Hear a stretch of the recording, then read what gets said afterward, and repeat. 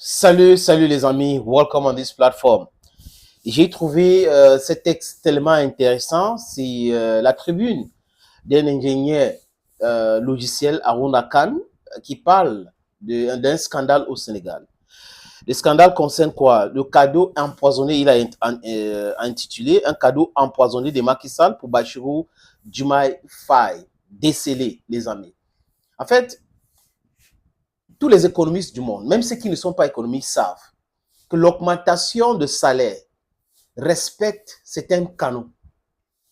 Ça veut dire qu'il faut du progrès dans votre économie endogène, donc le progrès local pour que ça donne lieu à une augmentation de salaire. On se lève pas un matin, on augmente les salaires de tout le monde. Et c'est stratosphérique, les chiffres, les amis. Il a écrit, je vais lire Word Verbatim pour que vous compreniez le type qui était Macky Sall, le danger que Macky Sall était pour le Sénégal. Et même avant de partir, il a pensé du mal, tout en disant que si l'opposition gagne, je vais les faire, que ça, je vais les rendre la vie impossible. Il recrute brutalement des gens, à peu près 2% dans la fonction publique, comme si pour développer un pays, c'est passé par les fonctionnaires. Honnêtement, les amis, au Sénégal, comme dans beaucoup de pays en Afrique, les fonctionnaires représentent 1%. 1% de la population. Même ceux qui travaillent, 1%. Et donc, si quelqu'un pense à augmenter brutalement, je ne dis pas qu'il ne faut pas augmenter, mais il faut que ça respecte certaines règles. C'est-à-dire que le progrès économique interne, pas les dettes. On ne peut pas endetter un pays pour payer les salaires, pour augmenter les salaires. C'est-à-dire que Macky Sall passe de 77,5 milliards par mois de salaire des fonctionnaires à peu près 106 milliards par mois. Une augmentation de à peu près 25%, les amis. Et dans cette fonction publique où il a recruté des gens parce qu'il ne voulait pas que l'opposition gagne, il pensait que c'est sa façon à lui d'encourager les gens de voter pour Amadouba et son parti politique.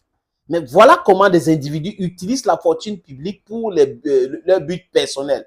Quand vous regardez le cas même du Cameroun, par exemple, on vous parle des Olympiques, on ne voit pas la piscine olympique, on ne voit pas l'hôtel 5 étoiles, le task force, rien, personne ne parle. On est là en train de nous détourner dans les histoires d'entraîneurs, les coachs et tout cela. Le débat inutile parce que c'est éternisé au pouvoir juste pour le pouvoir, c'est ce qui les intéresse. La fortune publique, les gars, ils confondent ça à leur bien personnel. Et Macky Sall était un exemple aussi, comme Paul Biya du Cameroun, Sassou Nguesso et les autres dans beaucoup de pays africains, qui ne pensent pas l'avenir de leur pays, qui pensent seulement aux limites de leur pouvoir et que si tout ce qu'on peut faire peut nous amener à s'éterniser au pouvoir, on va le faire. Après, vous allez comprendre que c'est la fortune publique. Mais la fortune publique, entre les mains de certains fonctionnaires, devient la fortune personnelle. C'est incroyable, mais vrai, les amis. Donc, l'ingénieur logiciel Aruna Omakan, il met en lumière une situation économique au Sénégal alarmante. Et c'est important de comprendre, les amis. Je vais lire sa tribune. La tribune d'Aruna Omakan est intitulée « La bombe salariale, le lait empoisonné de Macky Sall à Diomaye Faye ». Donc, il a légué une bombe salariale à Diomaye Faye. La tribune, let me read. En mai 2022, la masse salariale mensuelle de l'administration publique sénégalaise est passée de 77,6 milliards à 106,2 milliards de francs CFA. Sa source, c'est DPEE, donc source gouvernementale officielle. Soit une augmentation de 38,6% par rapport au mois précédent. D'un coup, pour une augmentation de seulement 2% de l'effectif, ce qui signifie des hausses massives des salaires ont été opérées en faveur des agents de l'administration publique par extraordinaire coup de baguette magique. Une augmentation de 5 points d'indice a également été consentie sur les retraites dans cet exceptionnel élan de générosité. Incroyable, mais vrai. Les amis, dans ma vie de communicateur, j'ai interviewé à l'époque, je crois, je ne sais pas si ma mémoire est bonne, mais ça devait être entre 2012, je ne sais pas, 2012, l'année où Paul Biya a parlé de 25 000 emplois. Voilà. J'avais interviewé le haut commissaire du Royaume-Uni au Cameroun et je lui avais posé la question sur le décret de Paul Biya pour la création de 25 000 emplois. Il avait dit ces mots que c'est une stupidité économique. Qu'un gouvernement sérieux ne décrète pas l'emploi. On crée des situations pour créer l'emploi. Il faut industrialiser son pays. Il faut ce qu'on appelle en anglais an enabling environment for businesses, for industries. You create because you have the factors of creation of the different industries and then it will increase jobs in your country. Donc, on ne peut pas s'élever en tant que président et on décrète la création de 25 000 emplois et on pense que c'est ça qui va régler le problème d'emploi dans un pays. Ça, c'est dans la kakistocratie que ça fonctionne. Et regardez, et le désordre et la militarisation, on crie sur les gens qui s'opposent à cet état de choses. Sa tribune continue. Cet événement rare, pour ne pas dire inédit, dans le monde entier et qui aurait dû déclencher un débat national ou pour tout au moins une défiance parlementaire est passé comme une lettre à la poste. Ni les acteurs politiques, y compris dans l'opposition radicale, ni les économistes d'ici et d'ailleurs, ni même les procureurs de l'institution financière internationale, dont le Fonds monétaire international et la Banque mondiale, si promptes aux injonctions, ne se sont arrêtés sur ce qui relève pourtant d'un véritable schisme budgétaire. Le Fonds monétaire va dire couper les subventions sur le pétrole, couper les subventions sur ceci, attention, baisser les salaires des gens et tout. Mais au Sénégal, ils n'ont pas dit. Parce que c'était en connivence avec des Américains et des Français qui voulaient à tout prix qu'un pro-Macky reste au pouvoir. Donc, ils n'ont pas parlé de ce scandale économique, créable, visible, les amis. Et ce qui a porté cette information à notre attention, c'est notre activité d'éditeur de logiciels. Vous voyez que jusqu'à présent, c'était caché. Et j'espère qu'à travers cette tribune, Bassirou Diomaye Faye et Ousmane Sonko vont entrer au travail pour voir ce qu'il faut faire parce que c'est un piège pour les mettre en difficulté avec le peuple sénégalais, surtout les fonctionnaires. En effet, nous avons développé un logiciel, un outil d'analyse des données économiques permettant de réaliser les études approfondies sur les données publiées par les gouvernements. C'est en entraînant nos modèles sur les données collectées auprès de la DPEE que nous avons détecté de nombreuses anomalies statistiques dans les comptes publics de la République du Sénégal, dont cette brusque augmentation de la masse salariale de l'administration publique. Donc, si ces messieurs et ses équipes n'avaient pas eu à inventer ces logiciels-là, ça devait être compliqué de déceler cette forfaiture cachée. C'est comme au Cameroun, où il y a des gens qui vivent ailleurs, aux États-Unis, partout, mais ils sont des salariés. Vous avez des gens qui touchent 50 000 salaires par mois. Et d'ailleurs, on avait arrêté quelqu'un qui avait peut-être 1 million de salariés au gouvernement dont les gens touchaient. Et parmi ceux-là, certaines chaînes de télévision, la plupart des chaînes de télévision au Cameroun avaient quand même quelques noms parce que ces gens-là sont dans le parti au pouvoir de façon visible, d'autres de façon subtile. Aucun pays au monde, y compris parmi les plus nantis, ne peut encaisser un tel choc sur les finances publiques sans conséquences à plus ou moins long terme. Cela ne se fait pas.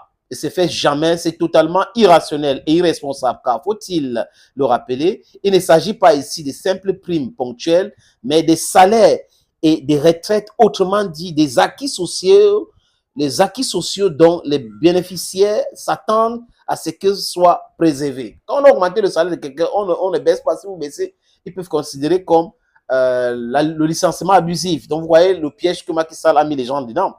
Surtout Ousmane Sonko qui est le chef du gouvernement qui va impulser la politique économique du pays et le garant de la souveraineté qui est Bassirou Diomaye Faye. Dans une économie qui peine à produire de la recherche sur une base endogène et une mobilisation de ressources internes poussive et très insuffisant, le seul moyen de couvrir ces dépenses de personnel supplémentaires est de recourir à la dette. Donc, il faut endetter le Sénégal pour payer le salaire sacré Macky Sall, à moins que les nouvelles autorités ne trouvent une solution miracle ou décident de dire la vérité au peuple sénégalais sur cette véritable bombe qui ne demande qu'à exploser. Nous sommes partis pour poursuivre cet endettement exponentiel. Autrement dit, l'aide aux générations futures du président Macky Sall, à ce que jusqu'à une nouvelle cessation de paiement avec tous les risques de déstabilisation sociale et sécuritaire que cela comporte pour notre pays. Vous voyez un peu? Donc, Macky Sall a légué quoi? Une bombe à retardement et il se plaît là-dedans. Je crois que ce monsieur doit être jugé pour corruption. Et même Amadou Ba aussi, le premier ministre, doit être jugé. C'est ce qu'il faut faire. Il dit, il ne faut pas la chasse aux sorciers, mais il faut la justice. C'est très important de le dire. Les ressources internes, dont budgétaires et autres aides au développement qu'on arrive à mobiliser sur la gouvernance et les orientations de politique économique que nous observons jusqu'à là ne suffiront pas à maintenir cette masse salariale dans la durée. Les salaires augmentent par la croissance, simple à comprendre, par la croissance du pays, par la richesse créée dans une économie en progrès, non par la dette. On ne peut pas augmenter les salaires par la dette, mais par la croissance, par le développement économique dans un pays. Il ne faut pas être économiste pour mieux comprendre. C'est-à-dire que vous avez votre structure, vous décidez d'augmenter les salaires de tout le monde alors que vous ne faites pas les bénéfices. C'est-à-dire que vous êtes en train de tuer ces structures. Vous allez aller à la banque, emprunter de l'argent pour payer les salaires, emprunter de l'argent pour payer les salaires. Le remboursement sera compliqué pour vous. Donc, ça peut arriver aux cessations de paiement et vous serez compliqué, asphyxié. Et c'est ce que Macky Sall a fait dans ce pays, mesdames et messieurs.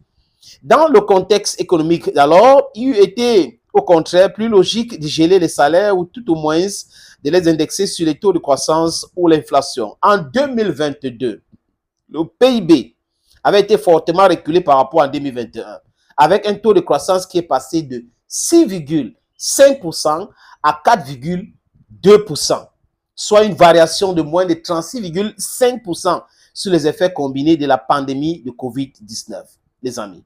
Augmenter les salaires de manière quasi symétrique de 38,6% dans ce contexte relève de la sorcellerie, de la folie, du banditisme et de tout ce que vous pouvez mettre avec, les amis. L'exposé des motifs de la loi de finances 2024, revenant sur cette forte révalorisation des salaires de la fonction publique, évoque la nécessité de donner un coup de pouce aux salaires dans un contexte de très forte inflation. Cet argument est d'autant moins pertinent que la hausse massive des salaires est un facteur aggravant de l'inflation. Cela arrive quand on augmente fortement la demande sans offre. Vous augmentez la demande et en face, il n'y a pas l'offre. Et tout le monde sait que dans l'économie du marché, il y a deux éléments qui fondent l'économie du marché. La demande et l'offre. Et quand vous augmentez la demande et que l'offre ne suit pas, c'est une façon pour vous de détruire l'économie et de créer de l'inflation de façon sauvage. Ainsi a travaillé Macky Sall. Équivalent en face, simple loi du marché. Ainsi, à l'inflation importante pour un pays à la balance commerciale en perpétuel déficit prise dans la tourmente des alliés géopolitiques, s'ajoute une inflation endogène causée par une décision non rationnée de l'exécutif, une hausse artificielle des salaires qui ne respecte aucun homme. Il n'y a pas de progrès économique. Il n'y a pas l'offre qui va avec, mais la demande explose. Et là, on a quand même eu des personnes dans ce pays qui se sont dit qu'ils étaient les ministres de l'économie. La question qu'on peut alors se poser, selon M. Khan dans sa tribune, est de savoir pourquoi avoir opéré cette forte augmentation spontanée des salaires totalement volontaire de la part du gouvernement, que personne n'a exigé et dont les bénéficiaires qui ont dû sursauter en voyant leur bulletin de paye n'osent même pas rêver. La logique économique paraît douteuse, même si, comme d'habitude, les collaborateurs de Macky Sall avaient essayé de vanter les effets bénéfiques sur l'économie de l'augmentation du pouvoir d'achat des fonctionnaires, quand bien même que ces derniers ne représentent qu'environ, comme je vous ai dit, 1%. Et les amis, on comprend aujourd'hui simplement que Macky Sall faisait ça dans les calculs politiques et politiciennes. C'était ça son but. C'était ça son but. Le plus grave dans cette affaire, c'est que les artisans de cette gigantesque fraude économique ne sont pas arrêtés en si bon chemin. L'opération avait porté ses fruits aux législatives. La majorité BBY avait été sauvée de justesse. Certes, mais sauvée quand même. Ils ont alors retiré la manœuvre en veille d'élection présidentielle, beaucoup plus directement cette fois-ci, mais avec la même dose d'irrationnel, dans la panique d'une défaite imminente qui nous avait été value la tentative de coup d'État constitutionnel du 3 février 2024. Une autre révalorisation massive des salaires de la fonction publique a également été opérée en catimini fin janvier 2024. Donc, il a augmenté les salaires en catimini. La masse salariale mensuelle qui était stable autour de... donc, qui est passée de 67,6 milliards par mois à 106 milliards par mois. Maintenant, est passé de 106 milliards depuis la grande révalorisation de mai 2020 a été nouveau brusquement bondi et franchit la barre de 131,5 milliards de francs CFA, soit un bond de 25%. Sacré Macky Sall. D'autre part, une augmentation substantielle de l'effectif était également observée, faisant passer le nombre de fonctionnaires de 176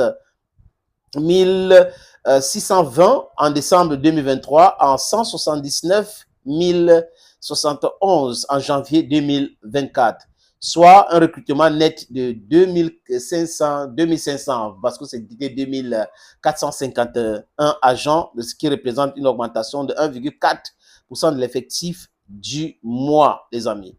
Tout ça, c'était pour les buts électoralistes, en fait. Quand vous lisez bien cette tribune, c'est pour l'élection présidentielle et législative que Macky Sall a fait tout cela, les amis. Et ces différentes sources, c'est les tableaux de bord de l'économie sénégalaise par la DPEE, loi 2023 du 18 décembre 2023, portant la loi de finances pour l'année 2024, calcul et analyse avec SIAD, système intégré d'analyse des données économiques par Banguet System. Voilà donc ce que Haruna Omakan, ingénieur logistique de Banguet System Dakar, a écrit. Ces numéros sont là. Donc, il a fait ce travail très important pour essayer d'expliquer, les amis, aux Sénégalais, ce qui attend le nouveau président et le nouveau premier ministre du fait de Macky Sall. Donc, tout de suite, je pense qu'avec cette alerte que tout le monde est en train de donner, avec l'amplification que vous allez donner à cette autre publication, j'espère que Ousmane Sonko et son gouvernement vont organiser une conférence de presse pour informer le peuple sénégalais sur la situation économique réelle. C'est très important et cette forfaiture par Macky Sall et ses gouvernantes. Et il faut être regardant là-dessus. La justice doit faire son travail et les économistes, les ingénieurs en finance doivent faire leur travail pour voir et tout éditer les comptes publics. C'est très important pour ne pas que le nouveau gouvernement se mette dans le piège. Thank you, friends. Thank you again and bye-bye.